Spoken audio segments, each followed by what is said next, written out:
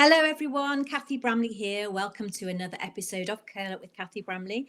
I have another wonderful author to talk to today, and I'm looking forward to sharing what she's got to say. She's somebody that I've met quite a few times at various do's, and we've had a writing retreat together, and she always wears gorgeous dresses. I am delighted to welcome to Curl Up with Cathy Bramley, Pernille Hughes. And she's going to be joining me any second. Hello. Hello. Hello, how are you doing? I'm good, thank you. How are you? I'm good, thank you, yes. Are you in a very busy household? Yes. You've even seen today in my bedroom because I have, my husband is in the study running the company because that's been closed down, and I have 4 children in the house, and they're all spread across all the rooms that I would otherwise have used. So I have 4 teens. Mia, who's kind of in semi-isolation, she was on a gap year in Austria, and they got proper lockdown for 2 weeks in the hotel, and then they got extracted by police escort last week. So she's in a kind of a semi-lockdown here. And then I've got 50, or she's 16 tomorrow. She's got to have her 16th birthday under this lockdown. And then I have 2 boys who are 15, so they're all kind of loitering. Yeah. So how old's Mia? Mia is 19. Oh, yeah. So she's almost not a teenager anymore. Oh no, she's her own woman now. Yeah. Yes, and she did her gap year, and then she did a second gap year because she really enjoyed that. But she insists she is going to uni this year. So we'll just have to wait and see. Yeah. Oh, good stuff. Yeah, I remember us both talking because we've got daughters the same age. Yes, that's right. Mia would be in her second year at uni if she hadn't taken. So yeah, same as my eldest Phoebe, who's currently at home. She's come back from New York. Yeah, she was only in New York for 4 months. Okay. So she was back at Christmas. She came back for us for Christmas, and I'm so glad because the university in New York closed down very suddenly a few weeks ago, and of course all the international students didn't know what to do. Should they go home? Is it going to reopen? All these things. So she was due home. She was already due home anyway, so she literally did 4 months from August to Christmas. So amazing. Yeah, she really loved it. Yeah, really loved it, and will definitely go back. I don't think she wants to work there necessarily, but she really loves it. She just, and when we visited her, I mean, she'd fitted in so well, and she'd adapted to New York life. So yeah, it was great. Fantastic. Yeah. So your poor 16-year-old has to have a sweet 16th with mum and dad. It's just turning out to be the worst summer for her.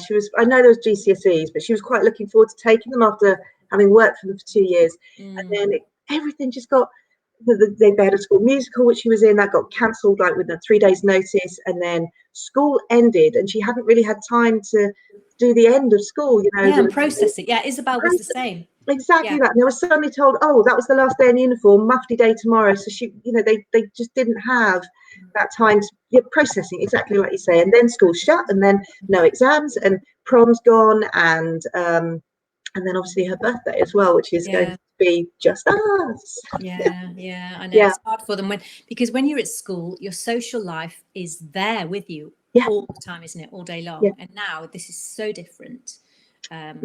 So really, so I'm glad they have things like she uses house party, whereas I use Zoom to do my Pilates class via Zoom. There's 12 of us lying on the floor where I'm kit and rolling about, but no, she's Zoom house partying with her friends. But I'm glad they have that. I guess in our day we wouldn't have had any of that. We just sat at home. No, that's right. That's right.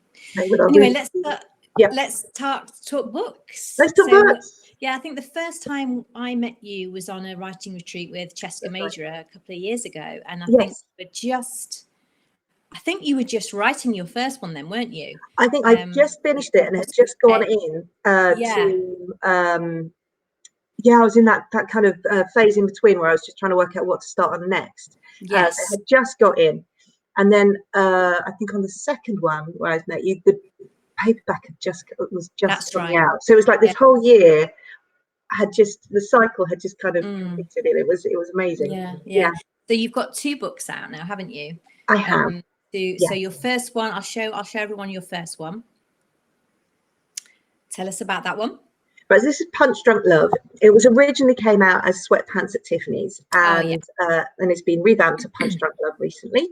It's a second chance romance. It's one of those books about what do you do when life punches you in the face? Can you roll over, or do you get up and fight back? And that's really what the story of Tiff, who gets dumped on her 10th anniversary and also made homeless, and then within the space of a week she then inherits a very vintage old style boxing gym, and she is not a sporty, and it's really what does she do with that, but how does she also find her own self-esteem, because it's been kind of trod into the ground over the last many years, and then also at the point where she's really at rock bottom, Mikey, who is a world champion boxer, and her first love pops back into her life, which at first she's annoyed about, because nobody wants their world champion first love to come into their life when they're in skids.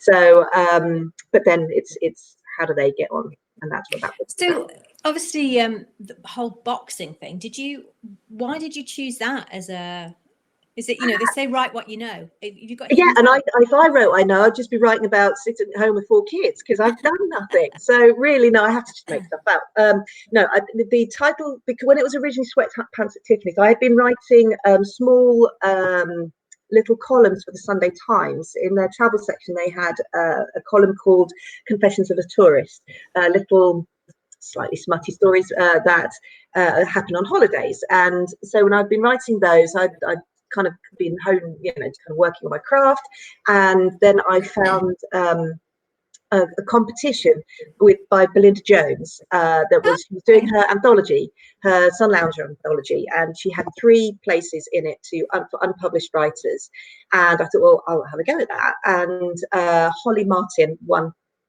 That Holly Martin. That one, yeah, that Holly Martin, and I won a runner-up slot on that, and so I thought, oh, well, maybe this is what I really should be writing, because I'm really dense. And so then I thought, right, I've got to write something full now, and I said, well, where should I start? And I thought lots of the books I'd seen had puns on film titles or song titles or use subtitles, and I just happened to be sitting in my lounge, and Breakfast at Tiffany's came on. I loved that film, and I thought, oh well, what pun would I make on Breakfast at Tiffany's? And I came up with Sweatpants at Tiffany's, and I thought, well, what would that be about? Why would she be wearing the sweatpants? What would be the problem? How would it be difficult for her? And the boxing gym just came, really, and so I can't say that it was anything more than that.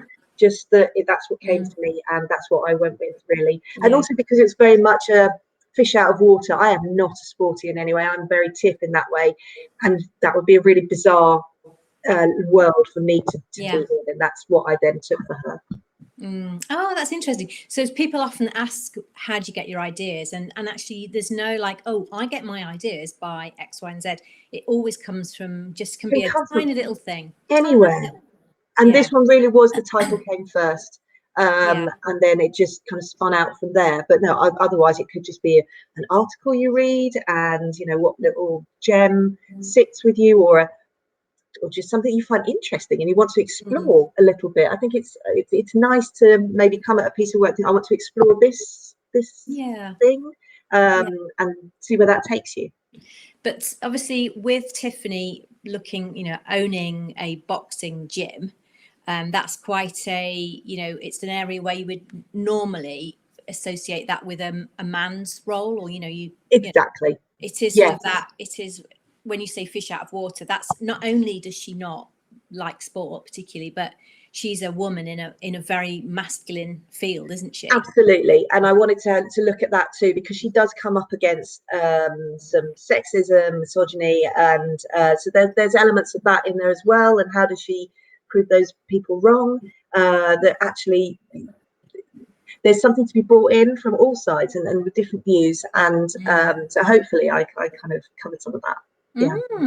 So having discussed your first book, let's look at your most recent release. Tell us a little bit about this one. Right, so this is the story of a woman who would like to be a brewster, Jen. She is passionate about beer, which I know is a really odd thing to write about, possibly in romance. But she is also a control freak. She is desperate to keep control of everything, because she's had an event in her life which means that was such a shock to her, that she feels the only way she can steer life now is being so in control with all her apps, with her lists, and being quite draconian towards her sister. And it's then bringing Jen through that to a point where actually, if for her to be able to follow her passion in life, she needs to let go of the control in order to be able to win. And that would be the overall arc of that story. But her gist is that she works in she works in a company that makes what's it called, incontinence pads, and she markets them, and that's not really what she wanted to do in life. And so but she brews on the side in her little brewery, and that is her dream, then, to one day be a brewer. And then her story takes her to Copenhagen for a weekend, and during that weekend she falls in a canal and gets fished out by a mystery. So that's, and then it's what. So she goes to Copenhagen, did you say? Yes, she does. That's where the cover is set then? You've got that's a picture of Nyhavn, which is a gorgeous little part of Copenhagen, where there's the old fishing, the old buildings, they're all coloured in different colours. Yeah. Have you been to Copenhagen, Cathy? No, I've just been there via your okay.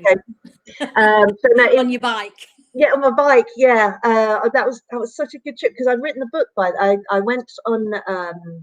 I'd written the book, and then I knew where I was using, and so I thought, when I went to see my sister who lives in Copenhagen, my parents are Danish, and so most of my siblings have moved back, and I then said, right, let's go round the city on the bikes, and I'll take photos that I can then use for all the promo and marketing and for my website, which I was about to put up. And we cycled this whole day. Now, she was about 8.5 months pregnant. She was enormous, but she actually preferred being on a bike by that point, because she was waddling so badly. Yeah. And so we took pictures right the way through. It was such a beautiful day. It was so lovely. And so I have pictures of exactly the cover in front of the houses that are on the, so wow. So no, it was a really lovely trip, and I've got a load of pictures that I can use. But no, I wanted to. That story came from because I've been to Copenhagen a few times. My husband and I, we went for a weekend trip, and so I thought we would do something slightly different. I said, right, leave all the planning to me. We won't do any museums or anything. We've done that, and I devised a tour of the city on a Saturday purely by microbreweries. So we started at 10 in the morning, and then we moved from a drink in each microbrewery, and we couldn't feel our teeth by about 2 o'clock.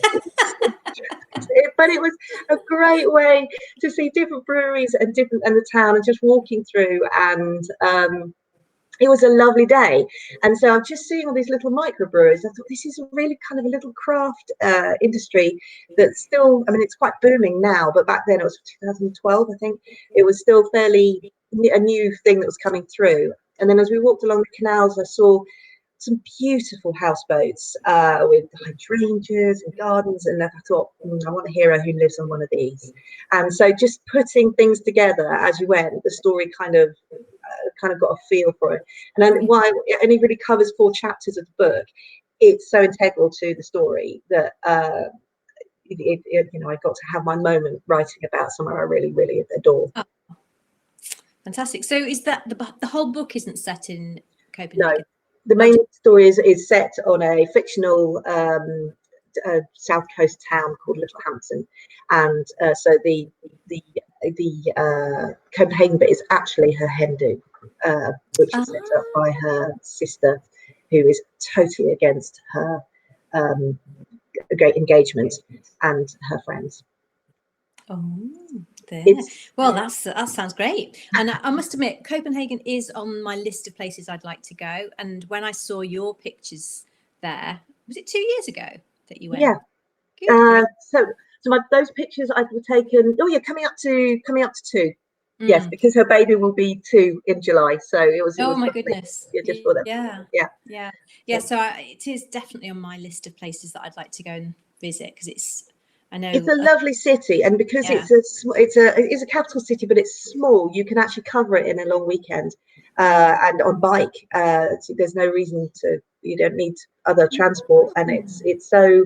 And also you can see it at different times of the year. I mean, October I've been, and it's beautiful. Well, not obviously, well, I can't guarantee the weather, but still crisp, and you just layer up a bit more. And there's still lots of things open. Tivoli Gardens, they fill the whole Tivoli Gardens with pumpkins. And so you have a big Halloween thing going on there, but no, just all times of year, gorgeous. Sounds amazing.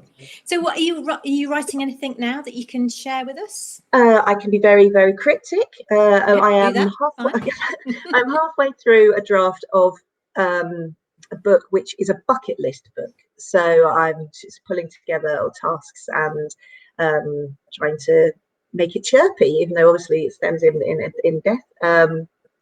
But I did have a book written that I wrote then last year, and then wrote 90,000 words, and I've shelved it because I can't quite get it to work, which I'm choosing to think is it's not ready yet. Its time hasn't come. You know, sometimes there's a cog missing that you just need to.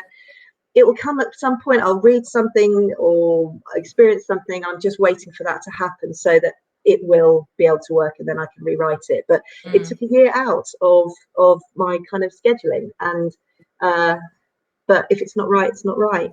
So, no. So, do you plan when you write? Do you do much planning? Oh God, I wish I planned. I really wish. Then you wouldn't have 90 words. Yes. 90,000 words. In my head, I'd be a master planner. I wish I was, but I think if I plan too deeply, then I get bored when I'm writing because I know what's going to happen. I like to have the little surprises, but I couldn't be a proper pantser. I couldn't go in not knowing anything. So I will have ideas of what I want it to be, what kind of the general arc I'd like to be, and then I just have to kind of work it out as I go. But I'd love to be a planner, proper planner. But that would be amazing. What do you do? I'm a massive planner. Yeah. Plan. I covet your plans. Yeah. Oh, I wish. Wow. Well, listen, good luck with the writing of the next one and the rest of the next one. And everybody look out for Pernille Hughes's books on Amazon and in all good bookshops. Probably the best kiss in the world, and Punch Drunk Love. Pernille, thanks so much for joining me. Oh, thank you for having me. It's been a pleasure. It's been nice to see some other people during this lockdown. Yeah. Okay, take care. Bye-bye. Thank you. Thank you. Take care. Bye-bye. Bye. Oh, that was lovely. Pernille Hughes there talking to us from her home, which sounds like it's very full with all the children in it.